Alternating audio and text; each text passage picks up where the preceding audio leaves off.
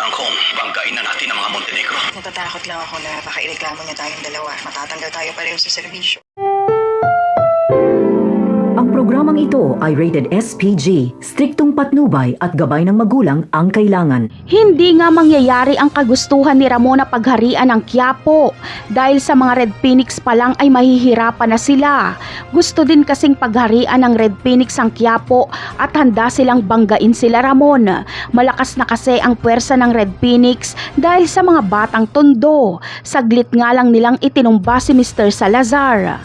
Samantala, hindi talaga gusto ni Senyor Facundo na pilitin si Catherine na ipakasal sa hindi niya mahal. Ayaw niya kasing maging katulad ito sa kanya. Hindi mahal ni Facundo at Bettina ang isa't isa dahil pinilit lang din silang ipakasal ng kanilang mga magulang. Kaya sa paglipas ng panahon ay makikita ni Senyor Facundo kay Tinding ang katangian ng babaeng dapat niyang mahalin.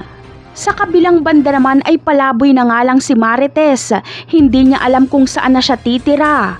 Habang si Lena naman ay iuuwi na ni Rigor. Umaasa silang hindi na babalik pa si Marites. Takot na takot naman si Lena dahil kapag kasuhan daw sila ni Marites ay siguradong pareho silang masisibak sa pagkapulis. Ngunit ano nga ba ang gagawin ni Marites? Kakasuhan niya kaya si Lena at Rigor? Malamang sa takbo ng isip ni Marites ay hindi niya basta-basta bibitawan si Rigor. Ipaglalaban niya ito.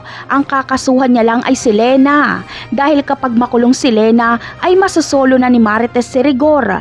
Hindi natin masisisi kung bakit ganito mag-isip si Marites. Gusto niya kasi ng buo ang kanyang pamilya. Lumaki kasi si Marites na walang ama. Napakarami pa nating dapat abangan sa mga susunod na episode. Paalam!